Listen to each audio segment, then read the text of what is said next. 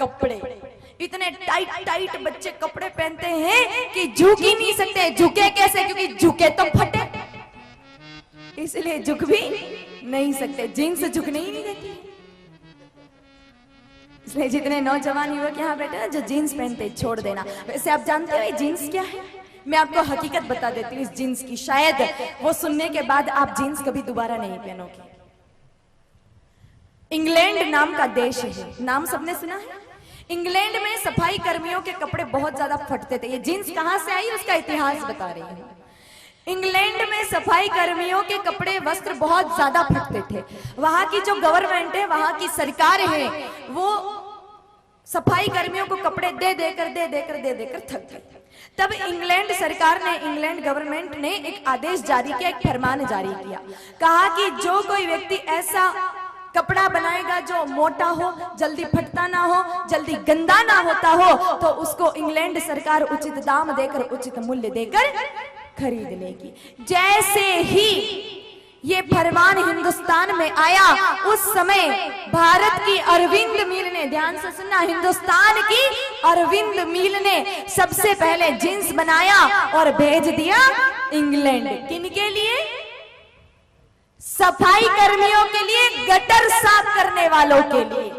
तो जितने भी भाई जीन्स पहनकर अपने आप को फतेह सिंह दरबार, और जितनी बेटियां जीन्स पहनकर अपने आप को महारानी विक्टोरिया समझती है ना, उनकी औकात गटर साफ करने वालों से ज्यादा की नहीं, क्योंकि ये पोशाक ही उनकी है, ये बनाई ही उनके लिए गई थी। इसलिए अगर आप अपने आप को गटर साफ करने वाला ना समझो तो जीन्स बिल्कुल भी मत पहनना।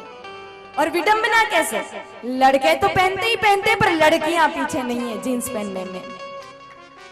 लड़कों की जीन्स होती है एडी एडी तक, और लड़कियों की जीन्स होती है घुटने घुटने तक। ऊपर टी शर्ट पहनती है जिसके बाएं स्लीव्स तो होती नहीं, उनको देखकर ऐसा लगता है कि इनकी आस्तीन ने कोई उंदरे कुतर कर ले गए। बेटियों को कभी भूल कर भी जीन्स नहीं पहनना चाहिए। एक बार बेटे खुद को गटर साफ करने वाला समझ के पहन ले, कोई बात नहीं, लेकिन बेटियों को नहीं पहनना चाहिए। देखो आज हमारे हिंदुस्तान में बेटियों का अपमान हो रहा है। रोज अखबार उठाकर देखें तो लगभग 70% खबरें हमको बलात्कार की, दुष्कर्म की और छेड़छाड़ की मिलती है। रोज अगर सुबह सुबह टीवी खोल कर देखे तो सुबह सुबह ही दिमाग खराब हो जाता है। इतनी खबरें बलात्कार की, दुष्कर्म की, छेड़छाड़ की आती है। क्यों? पहले नारियों का इतना सम्मान होता था, आज ऐसा क्यों हो रहा है? मैं ये तो नहीं कहती कि सारा दोष बेटियों का है, नहीं, लेकिन 70% गलती सिर्फ लड़कियों की होती है। जब टाइट टाइट जींस और अधनंगे कपड़े पहनकर कोई लड़की बाजार में गुजरेगी और किसी दुष्ट पापी की नजर पड़ गई तो पूजा की थाली लाकर आरती उतारेगा क्या? फिर तो इज्जत ही जाएगी।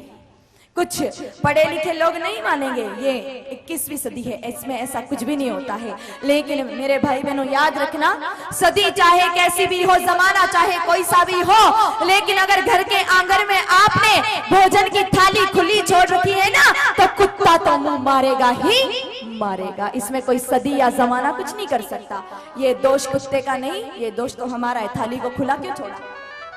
अगर ढक के रखते तो किसी कुत्ते की इतनी औकात नहीं है कि ढक्कन उठा के उसको जूठा कर सके। इसलिए बेटियां अपने वस्त्रों पर थोड़ा विशेष ध्यान दें और इस तरह के कपड़े बिल्कुल ना पहने। वैसे भी लड़कियों को ऐसा लगता है कि हम जीन्स में ज्यादा सुंदर दिखते हैं, ऐसा बिल्कुल नहीं। आप स्वयं दो लड़कियों की तुलना करना, एक ने भारतीय संस्कृति के अनुरूप कपड़े पहने हैं, सलवार कमीज पहना है, अच्छे से दुपट्टा लगा रखा है, बाल पर तिलक लगा रखा है और मेकअप बिल्कुल नहीं कर रखा है, लिपापोती बिल्कुल नहीं की है, और उसके सामने दूसरी जीन्स वाली लड़की है बिल्कुल मॉडर्न, खूब सारी लिपापोती कर रखी है। दोनों की तुलना करके देखना, जो भारतीय संस्कृति के अनुसार कपड़े पहनने वाली लड़की है ना, वो माता सीता, माता रुक्मणी, माता अंबा, दुर्गा, भवानी, जगदम्बा जैसी दिखती है, और जींस वाली लड़की किसी राक्षसी शूर्पणखा पूतना से कम नजर नहीं आती। आजकल कोई कम कपड़े पहनता है ना, तो हम लोग क्या कहते हैं? फैशन में है। फैशन की परिभाषा क्या? मतलब हमारे दिमाग में यह है कि जो जितना कम कपड़ा पहनता है, जो जितना ज्यादा नंगा है, वो उतना फैशन में है। ये तो कोई फैशन की परिभाषा नहीं हुई। और अगर सिर्फ कम कपड़े पहनना ही फैशन है ना, तो फिर हमसे ज्यादा फैशन तो कुत्ते करते हैं, क्योंकि कुत्ते भेड़ बकरियां तो कपड़े ही नहीं पहनते, वो तो बिल्कुल ही फैशन में। फिर देखो, इस दुनिया में सबसे ज्यादा अगर कीमती कोई है तो वो है इज्जत। और जो जितनी कीमती होती है ना, उस चीज को उतना ढक के रखा जाता है, सबके सामने प्रदर्शित नहीं किया जाता है।